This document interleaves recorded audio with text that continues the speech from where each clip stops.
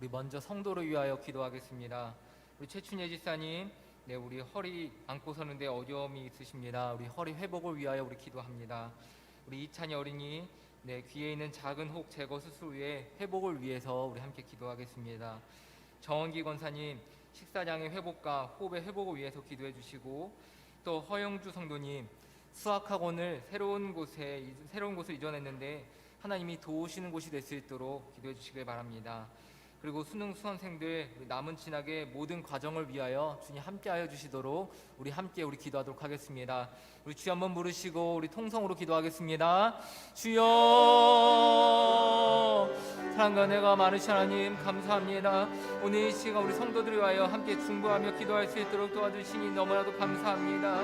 주님, 우리 성도들 가운데 주님 함께하여 주시옵시고, 그 성도들이 만난 모든 문제와 연약함 가운데 주님 개입하여 주시옵시고, 주님 은혜로 그 모든 문제들 해결될 수 있도록 주님 함께하여 주시고 주님 도와주시옵소서. 주님, 우리 최춘예 집사님 위하여 기도하며 나아갑니다.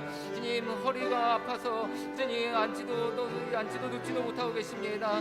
주님, 우리 집사님과 늘 함께 하시고 은혜를 더하여 주시옵소서. 주님, 어려움 가운데 있는 우리 집사님을 붙들어 주시옵시고, 속히 그 허리가 치유될 수 있도록 허리를 만져주시고 주님 은혜를 더하여 주시옵소서. 하나님은 치료하느라 말씀하셨사오니 오늘 이 시간 회복의 역사가 일어날 수 있도록 주님 함께 하여 주시고 은혜를 더하여 주시옵소서. 주님께서 그 허리를 붙들어 주시옵시고 속히 낫게 하여 주실 줄로 믿습니다. 주 은혜를 더하시고 주님 함께 하여 주시옵소서. 우리 이찬이 어린이가 오늘 주님 함께 하여 주시옵소서. 귀에 있는 작은 혹을 제거하였는데 주님 오늘 수술을 잘 마쳤다고 합니다. 주님, 회복하는 데서 어려움도 얻지 않도록 주님 함께 하시고 은혜를 더하여 주시옵소서. 깨끗하게 잘 회복될 수 있도록 주님께서 그 길을 만져주시옵시고 주님 함께 하여 주시옵소서.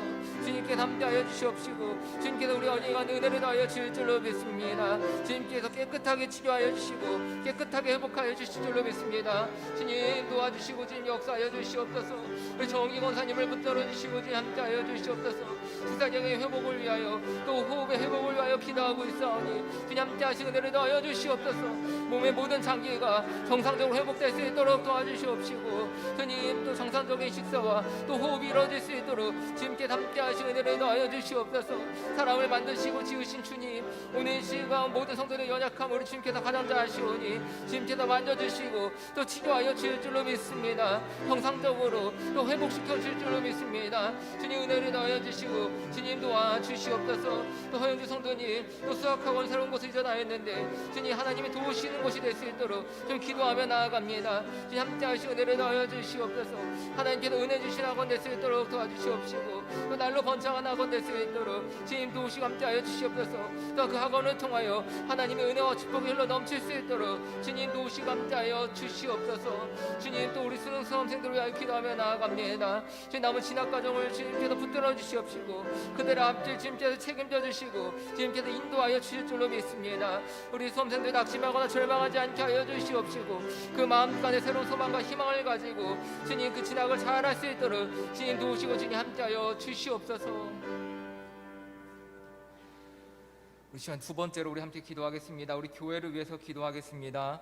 우리 교회 학교의 부흥을 위해서 또 당에서 세워진 새로운 일꾼들이 이 신교회를 세워가는 헌신자로서의 사명을 잘 감당할 수 있도록 또 12월 나눔과 또 섬김 사역을 통해 전도의 문이 활짝 열릴 수 있도록 우리 함께 우리 교회를 위해서 기도하겠습니다. 우리 주여 한번 부르시고 우리 통성으로 기도하겠습니다. 주여, 주님 우리 신교회를 붙들어 주시고 우리 신교회가 주님 함께 하시고 은혜를 더하여 주시옵소서. 우리 교회를 위하여 우리가 기도하며 나아갑니다. 주님께서 함께 하시옵시고 성령님께서 강하게 역사하시는 우리 교회가 될 수 있도록 주님 함께 하여 주시고 주님 도와주시옵소서. 주님, 특별히 교회 학교의 부흥을 위하여 기도하며 나아갑니다. 우리 어린 세대들을 주님께서 붙들어 주시고 축복하여 주시옵소서. 어린 나이 하나님을 알게 하여 주시옵시고 또 다윗과 같이 또 사무엘과 같이 다니엘과 같이 또 하나님께서 기뻐하시는 일꾼들로 성장할 수 있도록 주님 도우시고 함께 하여 주시옵소서. 어린아이에서부터 젊은 세대에 이르기까지 주님께서 우리 교회 학교를 붙들어 주시옵시고 날로 부흥하는 교회 학교 될 수 있도록 주님 도우시고 함께 하여 주시옵소서. 교회 학교를 이끌어가는 또 모든 전사님과 선생님들과 함께 하여 주시옵시고 사역하는 데서 조금 더 부족함이 없도록 주님께서 언제나 늘 함께하여 주시옵시고 힘과 능력과 지혜를 더하여 주시기를 간절히 기도하며 나아갑니다. 주님 도와주시고 은혜를 더하여 주시옵소서. 우리 교회 교관 함께하여 주시옵시고 어린 영혼들이 세상 가운데 방황하지 않도록 주님 그들의 마음 가운데 심령 가운데 믿음이 들어갈 수 있도록 주님 도와주시고 주님 역사하여 주시옵소서. 주님 이번 당에서 새로운 일꾼들을 위하여 기도합니다. 주님 그 일꾼들이 이 신교를 세워가는 헌신자로서의 사명을 잘 감당할 수 있도록 주님 도와주시고 함께하여 주시옵소서. 언제나 성령으로 충만하게 역사하여 주시옵시고 또 교회 일꾼으로서 조금 더 부족함이 없도록 주님께서 언제나 늘 함께하여 주시옵시고 또 붙들어 세워 주시옵소서. 주님께서 함께하여 주시옵시고 또 그 일꾼들을 주님께서 축복하여 주시고 또 은혜를 더하여 줄 줄로 믿습니다. 주님 도와주시고 주님 역사하여 주시옵소서. 주님 함께하여 주시옵소서. 또 12월 나눔과 섬김 사역을 통하여 우리 신교회 전대문이 활짝 열리기를 기도하며 나아갑니다. 특히 코로나가 종식될 수 있도록 주님 도와주시옵시고 주님 다시금 전대문이 활짝 열려져서 우리 신교회 차고 넘치고 흐르는 부흥의 역사가 일어날 수 있도록 주님 함께하시고 주님 도와주시옵소서. 주님께서 도와주시고 내려 도와여 주시옵소서. 주님 역사하여 주시옵소서. 예수님 이름으로 기도드렸습니다. 아멘.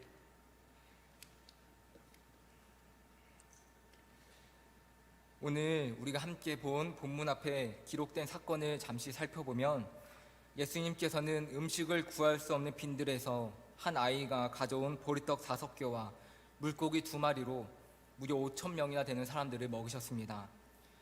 요한복음 6장에 의하면 그 어디서도 보지도 또 듣지도 못한 놀라운 기적을 체험한 사람들은 예수님을 붙들고 임금으로 삼으려 했다고 기록하고 있습니다. 그러나 사람들의 임금이 되는 것은 이 땅 가운데 예수님을 보내신 하나님의 뜻이 아니었습니다. 그것을 무엇보다 잘 아신 예수님은 자신의 이름을 부르며 환호하는 무리들을 급히 떠나보내셨습니다. 이러한 상황에서 제자들은 어떠했습니까? 제자들의 마음도 예수님과 동일한 마음이었겠습니까? 오늘 본문 22절을 보면 예수님께서 즉시 제자들을 재촉하사 자기가 무리를 보내는 동안에 배를 타고 앞서 건너편으로 가게 하셨다라고 기록하고 있습니다. 예수님께서 급히 제자들을 재촉해서 배에 태워보내시는 이 장면을 한번 상상해 보시기를 바랍니다.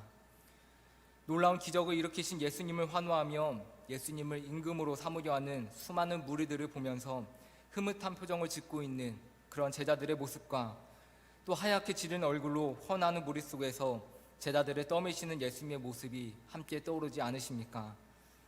제자들은 분명 지금 이 자리를 떠나는 것을 원하지 않았을 것입니다. 제자들은 그 누구보다 예수님이 왕이 되시는 것을 기대했던 사람들이었습니다.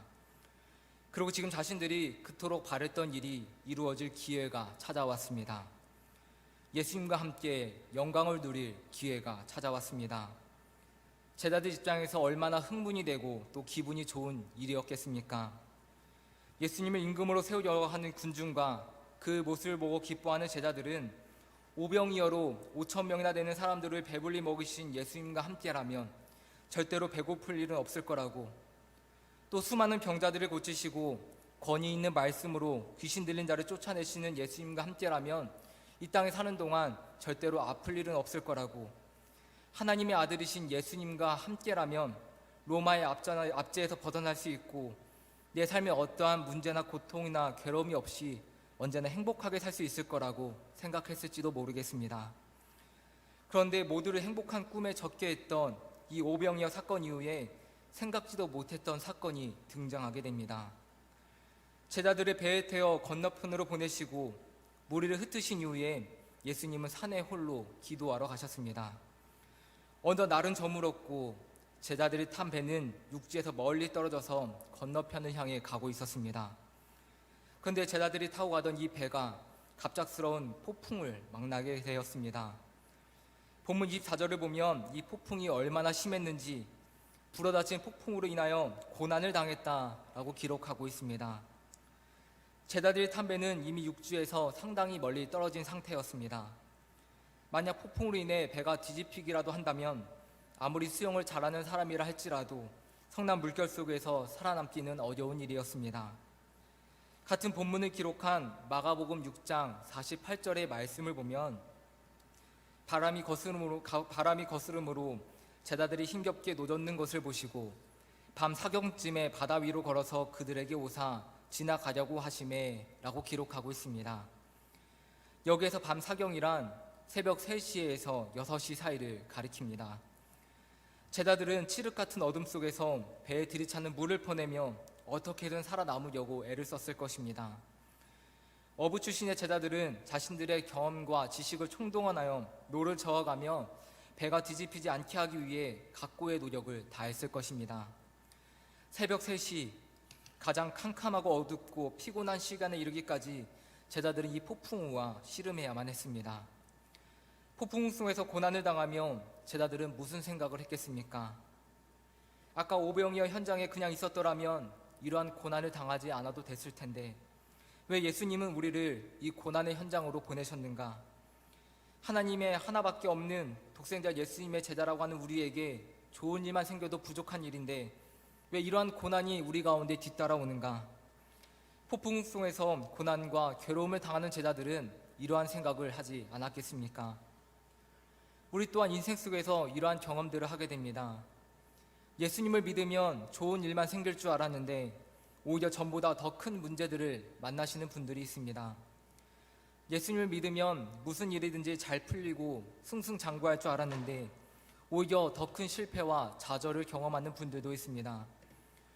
우리는 늘 오병이어의 기적을 행하시는 예수님, 우리로 하여금 굶주리지 않고 늘 배부르게 하시는 예수님, 우리 인생에 만족함과 풍족함을 주시는 주님을 꿈꾸지만 우리는 폭풍 후의 고난이라고 하는 현실에 맞닥뜨리게 됩니다. 이상과 다른 현실 속에서 많은 사람들은 믿음을 잃어버립니다. 예수님은 거짓이라고, 예수님을 믿는 것은 시간 낭비이며 우리 인생에 아무런 유익을 주지 못한다고 말하는 사람들도 있습니다. 그러나 정말로 예수님이 거짓된 분이십니까? 정말로 예수님을 믿는 것이 시간 낭비이고 예수님을 믿는 것이 우리 인생에 아무런 유익도 주지 못하는 것입니까? 결코 그렇지 않습니다. 분명 예수님을 열심히 믿고 따를지라도 인생 가운데 찾아오는 고난과 역경은 우리를 피해가지 않습니다. 예수님을 열심히 믿고 따르는 이도 또 예수님을 믿지 않는 이도 누구에게나 크고 작은 고난들이 찾아오게 됩니다. 하지만 오늘 본문의 말씀은 피할 수 없는 고난 속에 있는 인생들에게 중요한 사실을 알려주고 있습니다. 그것이 무엇입니까? 첫 번째로 주님은 고난의 현장을 뚫고 우리 가운데 찾아오시는 분이다 라고 하는 것입니다. 밤 사경에 예수께서 바다 위로 걸어서 제자들에게 오시니 칠흑같이 어두운 바다 위, 그것도 폭풍까지 치고 있는 바다 위를 걸어서 예수님께서는 바로 제자들 가운데 오셨다고 기록하고 있습니다. 즉 예수님께서는 누구라도 삼켜버리듯이 무섭게 넘실거리는 거대한 파도를 뚫고 그 파도로 인해 고난당하고 있는 제자들을 친히 찾아오셨다라고 하는 것입니다. 오늘 이 사건을 통해 우리는 중요한 사실을 깨달을 수 있습니다. 예수님은 자신에게 속한 자들을 고난 속에 홀로 보여두지 않으시고 그 고난의 현장으로 친히 달려오시는 분이다 라고 하는 사실입니다. 그곳이 어느 곳이든 심지어 파도가 집어삼킬 듯 요동치는 곳이라 할지라도 예수님께서는 마다하지 않으시고 그 고난의 현장으로 달려가시는 분이라는 것입니다. 이와 같은 사실은 무엇보다도 예수님께서 인간의 몸을 입으시고 이 제약된 세상 가운데 오셨다는 사실 자체가 가장 분명하게 증거하고 있습니다. 예수님께서는 이 제약된 세상에서 고통받다가 마침내 멸망받게 될 자신의 사람들을 구원하시기 위해 하늘의 영광 보좌를 버리셨을 뿐만 아니라 낮고 천한 인간의 몸을 입으시면서까지 친히 고난 가득한 세상으로 내려오셨습니다. 오늘 우리 예수님께서 제자들을 구원하시기 위해 친히 폭풍우를 뚫고 고난의 현장으로 찾아오셨습니다. 이처럼 예수님은 오늘 우리를 구원하시기 위해 친히 우리의 현장 가운데로 찾아오십니다. 주님은 결코 고난 속에 있는 우리를 홀로 보여주지 않으십니다. 모래 위의 발자국이라는 유명한 이야기가 있습니다. 잠시 내용을 소개해드리면 어떤 사람이 꿈속에서 예수님과 함께 바닷가를 거닐었습니다. 백사장에는 두 사람의 발자국이 나 있었는데 그것은 자신의 것과 주님의 것이었습니다. 그리고 그는 인생의 마지막 장면을 보게 되었습니다. 발자국이 끝난 그곳에서 그는 지나온 삶의 길을 되돌아보게 되었습니다. 그런데 걸어온 길에 한 사람의 발자국만 남아있는 구간이 종종 보였는데 곰곰이 생각해보니 그때는 인생에서 아주 힘들고 고통스러운 시간들이었습니다. 그는 의아해서 주님께 이와 같이 물었습니다. 제가 당신을 따르기로 했을 때 늘 저와 함께 하겠다고 약속하지 않으셨습니까? 그런데 제가 당신을 가장 필요로 하는 그 순간에는 왜 한 사람의 발자국만 있는 것입니까? 왜 제일 힘든 순간에 저를 버리신 것입니까? 그때 주님은 이와 같이 대답하십니다. 사랑하는 아들아, 나는 너를 버려둔 적이 없다. 시련과 고통을 겪는 그 순간에 내가 본 그 발자국은 바로 너를 업고 걸은 내 것이란다. 때로 고난 속에서 우리는 이러한 원망을 하게 됩니다. 주님이 왜 나를 버리셨는가? 주님이 왜 나와 함께 하시지 않으시는가? 라고 하는 원망입니다. 그러나 주님은 결코 우리를 버리지 않으셨습니다. 고난 속에 있는 우리를 붙잡아 세우실 뿐만 아니라 낙심하여 쓰러져 있는 우리를 업으시고 가시는 분이 바로 우리 주님이십니다. 주님은 이와 같이 약속하며 우리 가운데 말씀하셨습니다. 요한복음 14장 18절의 말씀입니다. 내가 너희를 고아와 같이 버려주지 아니하고 너희에게로 오리라. 주님은 내가 너희를 고아와 같이 버려주지 않겠다고 약속하십니다. 우리가 비록 고난을 만나게 될지라도 우리가 두려워하지 않고 계속하여 앞으로 나아갈 수 있는 것은 바로 내가 너를 고아와 같이 버리지 않겠다고 약속하시는 주님의 약속이 있기 때문입니다. 따라서 그리스도의 사람된 우리들은 언제 어디서 어떠한 고난을 만나게 될지라도 두려워하거나 낙심할 필요가 없습니다. 우리가 어느 현장에 있든지 우리가 어느 상황에 있든지 주님은 우리를 찾아오시고 우리를 끝까지 도와주십니다. 다니엘의 세 친구는 극렬하게 타오르는 풀물불 가운데 던져졌지만 주님은 그러한 곳까지 찾아오셔서 다니엘과 그 친구들을 구해주셨습니다. 이와 관련하여 다윗은 시편 139편 7절 이하에서 이와 같이 노래하고 있습니다. 내가 주의 영을 떠나 어디로 가며 주의 앞에서 어디로 피하리이까? 내가 하늘에 올라갈지라도 거기 계시며 수월에 내 자리를 펼지라도 거기 계시니이다. 내가 새벽 날개를 치며 바다 끝에 가서 거주할지라도 거기서도 주의 손이 나를 인도하시며 주의 오른손이 나를 붙드시리이다. 새벽 날개를 치며 바다 끝에 가서 거주한다는 것은 더 이상 이 땅에서는 머무를 곳이 없게 된 상황, 무척이나 긴박하고 절박한 상황에 놓인 시인의 상황을 암시하고 있습니다.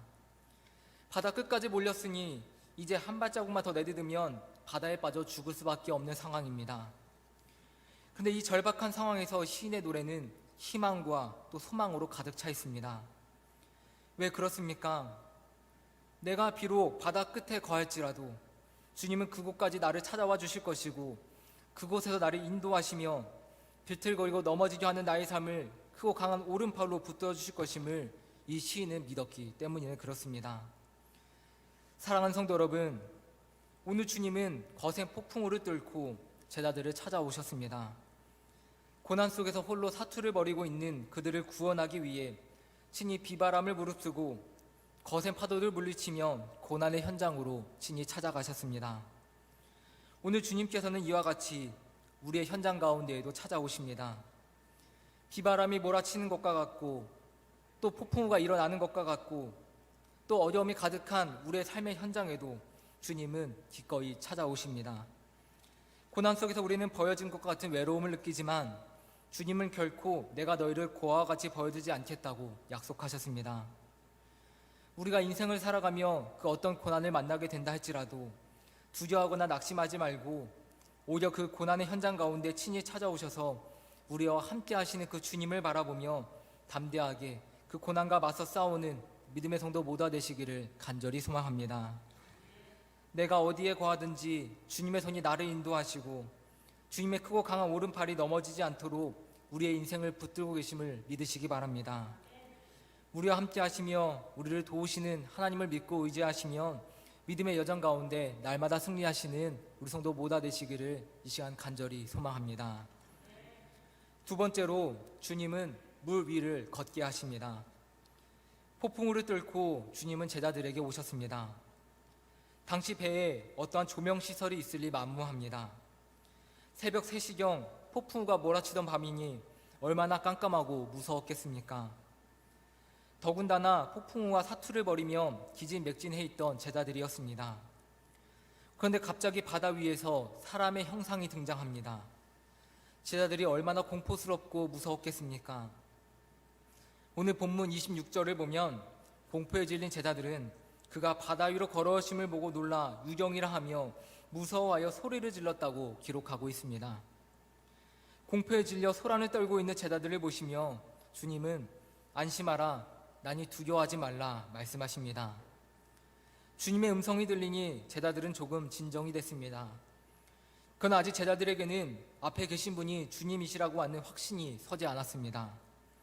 주위가 너무 깜깜한 탓에 주님의 얼굴이 잘 보이지 않았을 뿐만 아니라 아무리 주님이시라도 물 위에 서 계신 것이 믿기지가 않았기 때문이었을 것입니다. 결국 베드로가 나서서 말합니다. 본문 28절의 말씀입니다. 베드로가 대답하여 이르되 주여 만일 주님이시거든 나를 명하사 물 위로 오라 하소서 하니, 베드로는 만일 앞에 계신 분이 주님이시라면 자신도 물 위를 걸을 수 있게 해달라고 요청하였습니다. 베드로의 요청을 들으신 예수님은 오라 말씀하셨고, 예수님의 말씀에 힘입어 베드로는 배에서 내려서 물 위를 한 걸음 한 걸음 걷기 시작하였습니다. 예수님이 서 계신 곳을 향하여 조금씩 걸어가고 있을 그때에 순간 바람이 불었고 베드로는 예수님을 바라보던 시선을 그만 놓치고야 말았습니다. 예수님을 바라보던 시선을 놓치자 일렁이는 물결들이 보이기 시작했고 무섭고 두려운 마음들이 다시금 그 마음속에 일어나기 시작했습니다. 결국 베드로는 물에 빠져 들어갔고 그가 주여 나를 구원하소서 외치니 예수님께서 즉시 손을 내밀어 그를 붙잡아 주셨습니다. 베드로가 물 위를 걸은 이 사건을 통해 한 가지 사실을 깨닫습니다. 그것은 바로 주님을 바라보며 나아갈 때 우리는 물 위를 걸을 수 있는 존재가 된다라고 하는 사실입니다. 물 위를 걷는다는 것은 무엇을 의미하는 것입니까? 물 위를 걷는다는 것은 어떠한 문제, 어떠한 환란이 닥쳐온다 할지라도 결코 흔들리지 않는다는 것을 의미합니다. 아무리 큰 문제와 환란이 저 사람을 빠뜨리려고 흔들어댄다 할지라도 물 위를 걷고 있는 사람을 어떻게 빠뜨릴 수 있겠습니까? 우리가 주님을 바라볼 때 바로 우리에게 그러한 능력이 생겨난다는 것입니다. 많은 사람들은 고난 속에서 주님을 보지 못합니다. 몰아닥치는 바람을 보고 출렁이는 물결만을 바라봅니다. 집어삼킬 몰아닥치는 폭풍우 속에서 사람들은 언제 저 깊은 바닷속으로 빠질지 모른다고 하는 염려와 두려움에 사로잡힙니다. 베드로 또한 그러했습니다. 바람과 물결을 보며 두려웠고 바닷속으로 빠져들어갔습니다. 그러나 그러한 베드로의 손을 붙드시며 우리 주님께서는 무엇이라고 말씀하십니까? 본문 31절의 말씀입니다. 예수께서 즉시 손을 내밀어 그를 붙잡으시며 이르시되 믿음이 작은 자여 왜 의심하였느냐? 주님은 주님을 향한 시선을 놓치고 문제를 바라보았던 베드로를 책망하셨습니다. 예수님을 바라보며 물 위를 걷고 있었음에도 내가 물 위를 잘 걸어갈 수 있을까? 내가 폭풍과 같은 이 문제들 속에서 과연 잘 헤쳐나갈 수 있을까? 베드로는 의심하였고 결국 물에 빠져버렸던 것입니다. 많은 사람들이 고난이라고 하는 그 상황에만 집중합니다. 내가 만난 문제에만 집중합니다. 그러나 주님은 고개를 들어 나를 보라고 말씀하십니다. 주님을 바라볼 때 물 위를 걸을 수 있는 능력이 더해진다고 말씀하십니다.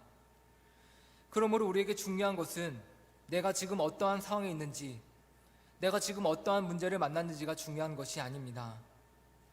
내가 지금 군중들이 환호하는 오병이어의 자리에 있든지 혹은 폭풍우가 몰아닥치는 바다 한가운데 있든지 우리에게 중요한 것은 바로 우리의 시선이 어디에 고정되어 있는가라고 하는 것입니다.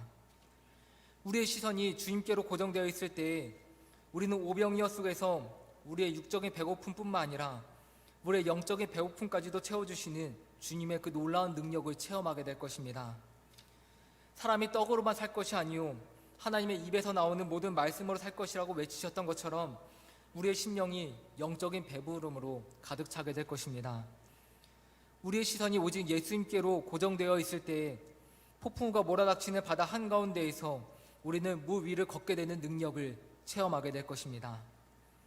바람과 파도가 사납게 우리를 집어삼키려고 달려들지만 물 위를 걷는 우리를 그 무엇도 해하지 못하게 될 것입니다. 예수님만을 바라보며 나아갈 때에, 또 예수님께 그 시선을 고정하며 나아갈 때에 더 이상 상황과 환경은 우리에게 문제가 되지 않습니다. 사랑하는 성도 여러분, 우리 인생의 때때로 찾아오는 고난과 어려움들은 우리를 깊은 낙심과 두려움 가운데로 이끌어갑니다. 우리의 믿음을 꺾어버리고 우리를 깊은 절망의 바다 한가운데로 빠뜨려 버립니다. 그러나 주님은 오늘 고난 속에 있는 우리에게 소망의 말씀을 주십니다. 우리 인생에 찾아오는 고난은 피할 수 없는 것이지만 주님은 그 고난의 현장으로 우리를 찾아와 주십니다. 우리로 하여금 안심하라, 두려워하지 말라 말씀하시며 우리의 마음과 삶을 위로하시고 평강을 더해 주십니다. 또한 주님은 나에게로 오라 말씀하시며 우리로 하여금 물 위를 걸을 수 있는 능력을 주시고 고난과 역경을 이겨낼 수 있도록 도와주십니다. 환경의 지배를 받는 인생이 아닌 환경을 지배하는 인생이 되도록 주님은 우리를 만들어 주십니다. 이제 2021년도 얼마 남지 않았습니다. 지난 세월을 돌아보면 참으로 많은 일들이 떠오릅니다. 특별히 도저히 감당할 수 없었던 것 같은 문제들을 만났던 아찔한 기억들도 있습니다. 그러나 주님의 도우심으로 우리는 그 문제들을 잘 극복하고 2021년 성탄절을 기다리는 이 자리 가운데 서 있습니다. 우리 주님은 어떠한 분이십니까? 우리를 사랑하사 친히 고난의 현장이 이 땅으로 연약한 육신의 몸을 입으시고 오신 분이십니다. 과거에도 지금도 앞으로도 고난의 현장 속에서 우리와 함께 하시며 우리를 힘껏 도우시는 주님을 기쁜 마음으로 맞이하시는 기쁜 성탄절이 되시기를 이 시간 소망합니다. 주님을 바라보며 물 위를 걷는 능력을 얻으시고 환경의 지배를 받는 인생이 아닌 환경을 뛰어넘는 인생, 강하고 담대한 믿음의 용사로서 폭풍우와 고난을 뚫고 날마다 믿음의 여정 가운데 승리하시는 우리 성도 모두 되시기를 이 시간 간절히 소망합니다.